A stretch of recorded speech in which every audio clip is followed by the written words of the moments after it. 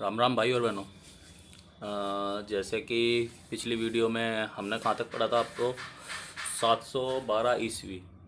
मतलब हम कहा कहें तो 712 ईस्वी हम उस पर आ गए, वहाँ तक कर लिया था कि मोहम्मद बिन कासिम अब आक्रमण करने वाला था। भारत पर पहला सफल आक्रमण करने वाला था मोहम्मद बिन कासिम, पहला अरब आक्रमण करने वाला था, या कहा जाए भारत में मुस्लिम साम्राज्य का प्रवेश होने वाला था। उससे पहले ही मैं आपको सारी चीज़ें बता चुका हूँ कि सबसे पहला अरब आक्रमण कब हुआ था। वो हुआ था आपका 636 ईस्वी में। ठीक है। उसके बाद आपका 636 के बाद 644 में एक हुआ है, 659 में भी एक हुआ है, 664 में एक हुआ है।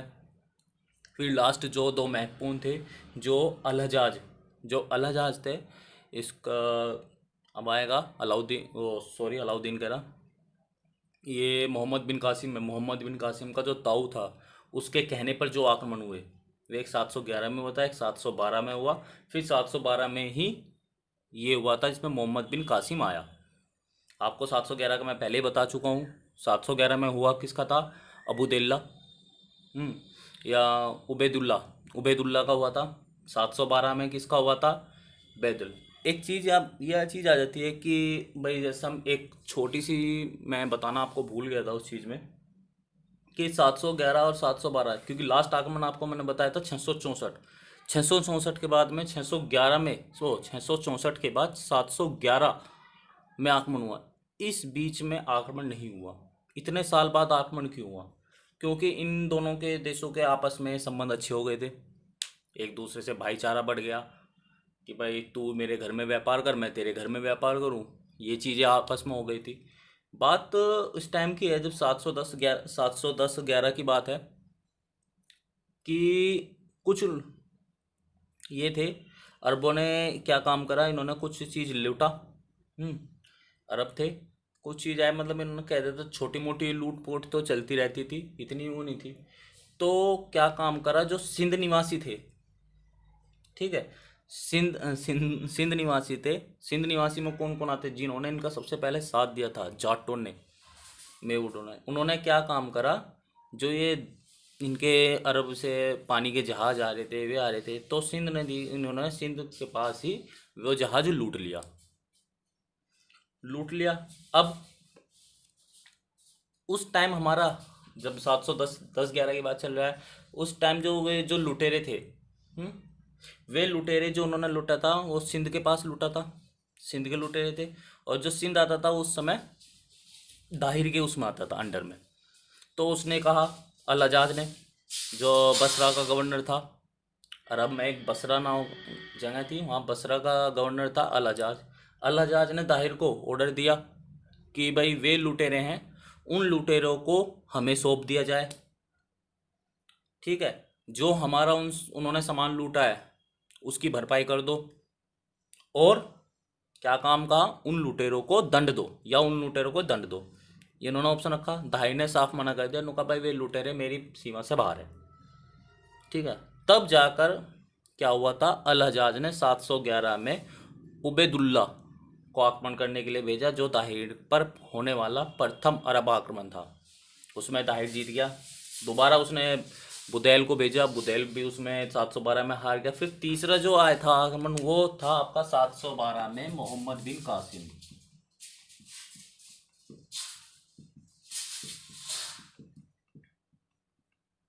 मोहम्मद बिन कासिम, मोहम्मद बिन कासिम के बारे में क्या क्या कहा जाता है। मोहम्मद बिन कासिम ने जब ये आक्रमण किया तो इस आक्रमण में दाहिर हार गया। जो ये युद्ध हुआ था, इस आक्रमण से दाहिर हार गया। तो इस चीज से ही कहा जाता है मोहम्मद बिन कासिम कि भारत पर प्रथम सफल अरब आक्रमण। भारत पर प्रथम सफल आक्रमण किसने किया? मोहम्मद बिन कासिम ने किया। कब किया? 712 ईस्वी में ने किया। दूसरा ही इससे प्रथम मुस्लिम आक्रमण, मुस्लिम आक्रमण भी प्रथम सफल मुस्लिम आक्रमण किसने किया? इसी ने किया। अगर बात की जाए भारत में इस्लाम धर्म को लेके आने वाला कौन, भारत में इस्लाम धर्म का प्रवेश किया किसने? मोहम्मद बिन कासिम ने किया। या पूछा जाए किस वर्ष भारत में इस्लाम धर्म का प्रवेश माना जाता है? 712 ईस्वी में माना जाता है। ये छोटे छोटे सवाल है जो पूछे जाते हैं। बस एक, हाँ, एक सवाल जो आपको बहुत कम देखने को रेयर केस में मिलता है कि जैसे मैंने आपको देखा होगा, आपने आपने पहले बहुत पढ़े होंगे, एक हल्दी घाटी का युद्ध, तराइन का युद्ध, प्लासी का युद्ध, ठीक है, बक्सर का युद्ध, या आपने ऐसे ऐसे युद्धों के नाम सुने होंगे। राय हिंद का युद्ध, वह हिंद का युद्ध बहुत है, वारंगल युद्ध, ये ऐसे ऐसे युद्ध के नाम सुने। ये युद्ध के नाम एक स्पेसिफिक नेम दिया जाता है हर युद्ध को। तो कि ऐसे तो याद नहीं रखता भाई उनके बीच में वो ये युद्ध हुआ, उसके बीच में ये युद्ध हुआ, जैसे चंदावर का युद्ध हुआ, ठीक है, पानीपत के युद्ध हुए। स्पेसिफिक नाम दिया है ना कि हाँ ये युद्ध हमें एक तरह से याद आए, पॉइंट दिया है कि ये नाम पढ़ते हमारे उस बंदे की युद्ध की याद आ जाए। उसी तरीके से जो मोहम्मद बिन कासिम ने भारत पर जब आक्रमण किया था, उस आक्रमण या उस अभियान को मोहम्मद बिन कासिम के अगर बात की जाए भारत अभियान को कहा जाता है। कोई पूछता है तो उसको कहा जाता है गजवा ए हिंद। कहीं आपसे पूछा जाए, ठीक, गजवा ए हिंद अभियान का नेतृत्व किस व्यक्ति ने किया? मोहम्मद बिन कासिम। गजवा ए हिंद का संबंध किस व्यक्ति से है? मोहम्मद बिन कासिम। कब है? 712 ईस्वी में। ठीक है, ये चीजें है। अब इसके बारे में मोहम्मद बिन कासिम कौन था, क्या था, इसके बारे में कुछ चीज बात के बारे में डिस्कस करते हैं। नोट डाउन आप करते रहना, जो जो चीज़ें होगी जो इंपॉर्टेंट हो वो मैं इसमें लिखता रहूँगा, और जो आपको अच्छा लगे वो आप नोट डाउन करते रहना खुद पे खुद। अब बात की जाए मोहम्मद बिन कासिम था कौन? मोहम्मद बिन कासिम सबसे पहले तो एक खलीफा होते हैं, ठीक है, खलीफा होते हैं। जब हजरत मोहम्मद साहब की डेथ हुई, तो उनकी डेथ के बाद इस्लाम धर्म को चलाने के लिए एक पद बना खलीफा, कि वही इस्लाम धर्म के सारे कानून लिखेगा, वही सबसे ऊपर है, वो चीज़ है। तो उसी चीज़ में मोहम्मद बिन कासिम, अगर बात की जाए खलीफा उमैद, खलीफा उमैद का एक सेनापति था, ठीक है। अब बात बता ही चुका हूं, खलीफा उमैद का सेनापति था। इस उमैद को पता तो था ही, अलहजाज ने आपको बता चुका हूं, अलहजाज ने इसको भेजा था, और को भेजा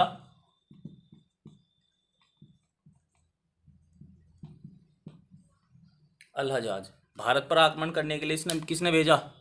अलहजाज ने। अलहजाज जो कि मोहम्मद बिन कासिम का, अलहजाज कासिम का ताऊ व ससुर, मतलब इसका ताऊ भी यही था और इसका ससुर भी अलहजाज था। अलहजाज की बेटी थी जुबैदा। जुबैदा से मोहम्मद बिन कासिम की शादी की गई थी। तब इसके तो ये आपके क्या ना खूनी रिश्ता वैवाहिक रिश्ते में बदल गया था। अब बात की जाए, ये चीज़ तो है आपको बता ही चुका हूँ पहले भी, अलहजाज कहाँ का राजा वो था, गवर्नर था, राज्यपाल था, बसरा। बसरा जो आज इराक में स्थित है, उस टाइम का इराक। अब बात करते हैं, ये भारत की ओर चला, 712 में चला भारत की ओर। अब भारत की ओर जो चला, इसके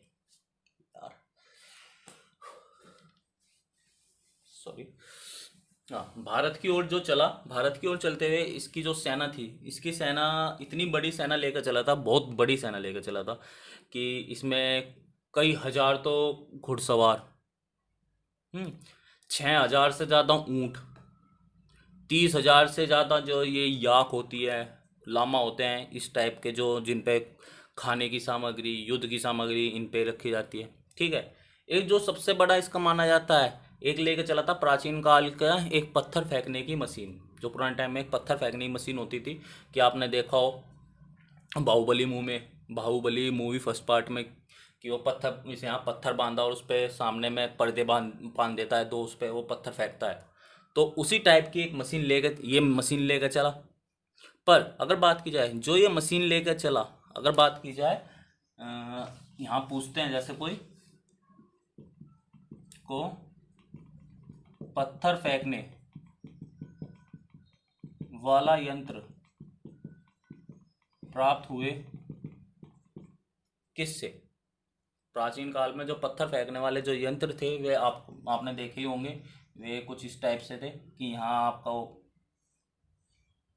इधर से यहाँ से रस्सी से बांध के स्प्रिंग टाइप में इनमें पत्थर रखा और स्प्रिंग कटते ही पत्थर आगे गया। ठीक है, तो इस टाइप का वो मशीन थी। ये किससे प्राप्त हुई? ये आपके मकरान के राज्यपाल सिंध प्रदेश से पहले पड़ता है। सिंध प्रदेश मुल्तान से उधर साइड पड़ता है पहले ही उससे। वहाँ से मकरान के राज्यपाल, किस नाम था उसका? मोहम्मद हारून। मोहम्मद हारून ने इसको ये यंत्र दिए थे और ये पांच मशीनें दी थी उसने। 5 मशीनें दी थी उसको। किसको? मोहम्मद बिन कासिम को। अब ये 5 मशीनें, ये कहा जाता है ये 5 मशीनें चलाने के लिए, एक मशीन के लिए अब कितना 500 आदमी चलते थे। एक मशीन को चलाने के लिए 500 आदमी। ठीक, अब 5 मशीन तो मतलब 2500 आदमी तो यही इसकी सेना में बढ़ गए। ठीक है, इस तरीके से करता करता ना होने में वो 50,000 से ज़्यादा की सेना को अपने साथ लेकर किसकी तरफ चला? भारत की तरफ आक्रमण करने, देवल की तरफ। देवल की तरफ चला है, मतलब जहां दाहिर बैठा है। अब देवल की तरफ ये चल दिया। देवल की ओर बढ़ते हुए इसको वहाँ का स्थानीय लोगों में जाटों ने इसका थोड़ा बहुत साथ दिया। रास्ता नहीं सा पता था, रास्ता बताने के लिए तो कि भारत के किस रास्ते से आएगा, तो रास्ता बताने के लिए जो गाइड का काम करा वो जाटों ने और मेडों ने किया। ठीक, 712 में चलते चलता वहाँ से ही जनवरी के महीने में चलता चलता 712 के आपके मार्च महीने में, मार्च जो है बसंत माह में, मार्च मई के महीने में, जब बसंत महीने में ये आके आपका देवल पहुंच जाता है। कहाँ?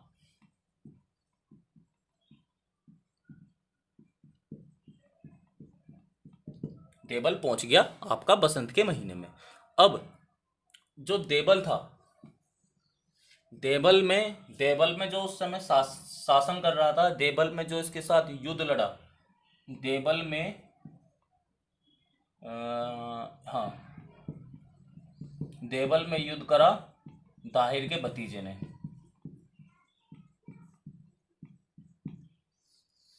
किसके साथ? मोहम्मद बिन कासिम के साथ। देश के क्या इसके बारे में एक स्टोरी है, स्टोरी मैं बता रहा हूँ, लिखना हो लिख लेना वरना छोड़ देना। कि देवल में भाई एक कहा जाए, देवल था जो दाहिर था एक हिंदू राजा था, तो हिंदू परंपराओं को मानता था। उससे पहले इस्लाम धर्म तो क्योंकि यही लेकर आया था मोहम्मद बिन कासिम। इससे पहले क्या था कि वहाँ के जो ब्राह्मण थे, ब्राह्मण जो ये भतीजा भी देख के डर गया कि इतनी बड़ी सेना के साथ हम लड़ेंगे तो लड़ेंगे कैसे।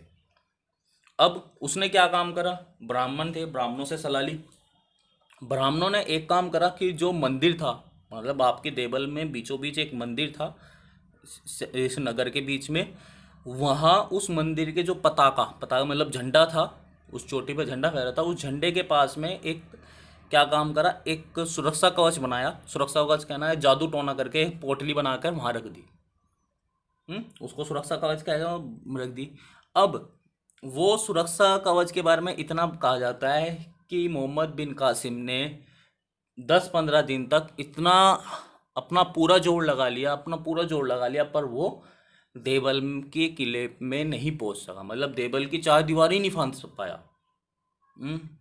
तो भाई लोगों को में उत्साह तो बढ़ गया, उनका भाई हमारा सुरक्षा कवच काम कर रहा है, पर वही कहना कि जहाँ गड्ढा होता है पानी वहीं भरता है। इसमें भी यहाँ एक ब्राह्मण, जब आपको मैं आगे कहानी पढ़ाऊँगा पद्मावती की, जब आपका अलाउद्दीन खिलजी के बारे में बताऊँगा तो वहाँ आएगा राघव चेतन की कहानी। ये हमेशा किसी न किसी गद्दार की वजह से भारत में ये आक्रमण हुए हैं। तो यहाँ भी एक ब्राह्मण था, उसने गद्दारी की और ब्राह्मणों के साथ, और उस सुरक्षा कवच का सारा पता बता दिया मोहम्मद बिन कासिम को कि इसने दाहिर के भतीजे ने पंडितों से मिलके एक सुरक्षा कवच बनाया है, वो झंडे के नीचे रख रखा है, जब तक वो रहेगा जब तक तू जीत नहीं पाएगा। इस टाइप से बात करें तो इसने क्या काम करा, रातों रात गुप्त गुप्त रूप से, मतलब छुप छुपा के हुए वो झंडा नीचे गिरा दिया। जो रक्षा कवच पोटली थी वो फाड़ कर फेंक दी। अब वो जब सुबह जैसे उन्होंने देखा भाई, देवल की सेना को, वहाँ के दरबारियों को देखा, कहता हूँ ये तो सुरक्षा कवच टूट गया। अब ये तो इसी आस पे बैठे थे कि हमारा सुरक्षा कवच हमारी सुरक्षा करेगा। वो सुरक्षा कवच टूट गया। टूटने के बाद इनमें हाहाकार मच गया। लोग बाग भागना शुरू कर दिया लोग बागों ने। इस भगदड़ का फायदा किसने उठाया? मोहम्मद बिन कासिम ने। और मोहम्मद बिन कासिम ने भगदड़ का फायदा उठाते हुए देवल पर कब्जा कर लिया। और कहा, यहाँ तक जाता है कि देवल पे कब्जा करने के बाद इसने लगातार 3 दिन तक वहाँ लोगों की गर्दनें कटवाई हैं। 3 दिन तक लगातार नॉन स्टॉप नरसंहार हुआ है, इतना बुरी तरह से है। और जो जो नरसंहार में बच गए, जो जिन जिनका नरसंहार नहीं किया, उसमें हिंदू भी थे, बौद्ध भी थे। या तो उनसे इस्लाम धर्म कबूल करा लिया, तभी कहते हैं, क्योंकि इसने इस्लाम, वहाँ इस्लाम धर्म परिवर्तन करवाया था। ठीक है, धर्म परिवर्तन इसलिए कहते हैं, इस्लाम का प्रवेश 712 में आया। आधों से इस्लाम धर्म कबूल करवा लिया। जिन्होंने कबूल नहीं किया आधे तो मारे गए, और जो जिन्होंने नहीं किया कुछ बच गए, उनको अपना गुलाम बना लिया गया। ठीक। अब एक काम इसने देवल में ये किया कि वहाँ एक भी इसने बच्चा नहीं छोड़ा। देवल में इसने एक भी बच्चा नहीं छोड़ा। मतलब कहा जाए 17 साल से कम की उम्र के जितने भी बच्चे थे सबके सबका हत्या करा दी, ये क्रूर, ताकि कोई आके इनसे बदला ना ले पाए। ठीक। अब तीसरा पॉइंट, इसने देवल में क्या काम करा? देवल में जैसे मैंने बताया हिंदू और बौद्ध दोनों रहते थे, मुस्लिम नहीं थे, हिंदू और बौद्ध दोनों रहते थे। तो बौद्धों के लिए, जो बौद्ध भिक्षुक जहाँ रहते थे, मठ बनाया जाता था। मठ मतलब एक तरह से धर्मशाला, आश्रम। उस आश्रम में 700 से ज़्यादा महिलाएं रहती थी। 700 महिलाएं या कन्याएं कह दो, कुंवारी कन्याएं थी, जिन्होंने बौद्ध दीक्षा ली हुई थी। जैसे सन्यासी हो जाते हैं हमारे हिंदू धर्म में, सन्यासी हो जाते हैं, सन्यासिनी हो जाती है, उसी तरह से वहाँ भिक्षुनी बनी हुई थी 700 कन्याएं। ठीक है। उन सब का अपहरण किया किसने? मोहम्मद बिन कासिम ने। ठीक। मोहम्मद बिन कासिम ने उन सब का अपहरण किया। उनमें से कुछ महिलाएं, कुछ बच्चियां भी थी उसमें, हर उम्र की वो थी, सारी सभी की सभी कुंवारी थी। सबकी सबको कुछ को अपने ताऊ ससुर अलाजाद के पास भेज दिया। ठीक है। और कुछ को अपने सैनिकों में बांट दिया ताकि उनका शोषण किया जा सके। ठीक है। मंदिर मस्जिद मंदिर तुड़वा दिए गए, बौद्ध धर्म के मंदिर जितने सब तुड़वाए गए, वहाँ आपकी नमाज पढ़वाई गई, ये सारे काम हुए। ये स्टोरी थी देवल की। ठीक है। अब देवल के बाद ये गया है निरून। ये छोटे छोटे राज्य हैं, मतलब जो दाहिर था, दाहिर के पूरा बड़ा एक राज्य में, पूरे एक देश में ये छोटे छोटे राज्य बने हैं, जैसे भारत में छोटे छोटे राज्य हैं, उसी तरह से निरून गया। निरून ने बिना लड़े भिड़े सीधा सीधा इसके आगे हाथ जोड़ लिए, नतमस्तक हो गए, इसकी अधीनता स्वीकार कर ली। क्योंकि पूरा का पूरा निरून किससे था? वहाँ आपके केवल बौद्ध रहते थे, और बौद्धों का एक वो थी कि हम लड़ाई नहीं करेंगे। इस वजह से बिना लड़े आपका निरून जीत गया। निरून के बाद ये गया था सेहवान। ठीक है। सेहवान में इससे लड़ाई लड़ता है कौन? मोहम्मद बिन कासिम से दाहिर का चचेरा भाई इसकी लड़ाई लड़ता है, जिसका नाम है बजहरा। ठीक। बजहरा शुरुआत में तो अपना वही है कि कोई भी हो, शुरुआत में तो सब लोग अपने हाथ पैर मारते हैं। इसने भी अपने शुरुआत में हाथ पैर चलाए, शुरुआत में थोड़ा बहुत विद्रोह किया, पर जब इसे दिख गया कि मैं नहीं जीत सकता, मैं मरूंगा, वो करूंगा, इसने जाके हाथ जोड़ लिए इसके आगे और कहते हैं भाई मैं तेरे आगे हाथ जोड़ रहा, मुझे बख्श दे। तो सेवान पे अधिकार हुआ। अब तक ये चीज देख लो, 3 राज्य ये जीत चुका है, देवल, निरू और सेवान। पर दाहिर, हमारा मस्त मौला दाहिर के अभी तक कानों पे जू नहीं रेंगती। उसके पूरे राज्य के 3 प्रांत उसके हाथ से निकल गए, पर उसके जू नहीं रेंगती। जू नहीं रेंगने का कारण क्या? उसका कारण केवल यही कि जो दाहिर रहता था, ये जो आपके ये थी सिंध नदी, सिंधु नदी, ठीक है, सिंधु नदी थी। जो ये तीनों राज्य थे, कौन कौन से, आपके देबल, देबल, निरून और सेहवान, ये आपके तीनों के तीनों किधर थे, सिंधु नदी के पश्चिम में थे। और बाकी का सारा राज्य कहाँ था, सिंधु नदी के पूर्व में स्थित। तो उसे लगता था कि तुम भाई सेना लेकर आ रहा है, नदी पार कैसे करेगा, क्योंकि नदी 12 के 12 महीने उफान पे रहती थी, पहाड़ी नदी है, हिमालय नदी थी, तो 12 के 12 महीने उफान पे पानी उसमें रहता था, तो पार कैसे करेगा, तो यहाँ तक तो आने के कोई है ही नहीं। पर उसने वही चीज़, मोहम्मद बिन कासिम की चतुराई तो उसने कमा का। आपने सभी ने एक फिल्म देखी होगी मोहनजोदारो। मोहनजोदारो जब उसमें सिंधु नदी में बाढ़ आती है, तो एंड में वो क्या काम करता है, ऋतिक रोशन नावों से पुल बनाते हैं। वो नावों से पुल बनाने का कॉन्सेप्ट में भी मूवी डायरेक्टर ने यहाँ से ही लिया है कि दाहिर सिंधु नदी आपके शेरवान के बाद वो दाहिर के पास गया था, ठीक है। सिंधु नदी पार करने के लिए उसने रातों रात एक नदी, उसका नावों का पुल बनाया, उसे पार करके सेना दाहिर के राज्य में प्रवेश करती है, ठीक है। रवाड़, रवाड़ में प्रवेश करती है, इसका जिस राज्य में था रवाड़ था उस राज्य में प्रवेश करती है। और दाहिर इस चीज़ से घबराकर, दाहिर इस चीज़ से घबराकर रातों रात अपनी सेना के साथ वहाँ से भाग जाता है और रवाड़ के किले में जाके छुप जाता है। रवाड़ के किले में जाकर छुप जाता है, और छुपता नहीं है, वहाँ जाता है, छुपने के बाद युद्ध लड़ने की पूरी स्ट्रेटेजी बनाता है, अपना प्लानिंग करता है वहाँ से, क्योंकि उस टाइम तो ऐसा मौका नहीं मिला प्लानिंग प्लॉटिंग में, तो आराम से क्या ना घोड़े बेच के सो रहा था उस टाइम, तो जब उसने नाव बना के उन पे उनके घर के आगे सामने आके खड़े हो गए, तब उसे रवाड़ में जाके इसने पूरी वो करी। इसके पास सेना थी, सेना को भी लेकर भागा था, जानवर थे, हाथी वाथी, तो उसने पूरी तैयारी की। अब यहाँ बात की जाती है, इस युद्ध को नाम दिया गया, जैसे गजवाए हिंद बताया था, इस युद्ध को दाहिर और मोहम्मद बिन कासिम के बीच में जो युद्ध हुआ उससे कहा गया है रवाड़ का युद्ध। रवाड़ या कहीं कहीं रोवड़ आता है, ठीक है, कहीं कहीं रोवड़ आ जाता है। रोवड़ का युद्ध हुआ 712 ईस्वी में, ठीक है। इस युद्ध में भाई, इस युद्ध में क्या था, दाहिर अपने हाथी हाथी पे बैठ के, राजा महाराजा आपको पता है हाथी पे बैठ के युद्ध लड़ते थे, ये अपना हाथी पे ही बैठ के युद्ध लड़ रहा था।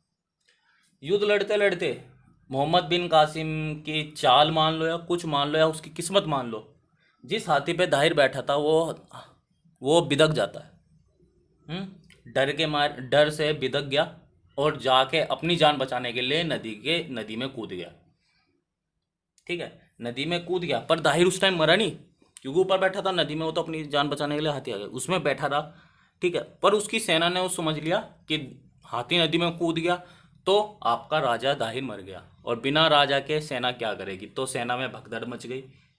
भगदड़ मचने का फायदा फिर इसने उठाया मोहम्मद बिन कासिम ने, और दाहिर सेना को मार दिया, सेना हार गई, और दाहिर को बंदी बनाकर दाहिर को युद्ध क्षेत्र में ही मार दिया गया। तो दाहिर आपके रावड़ के युद्ध में मारा गया, ठीक है।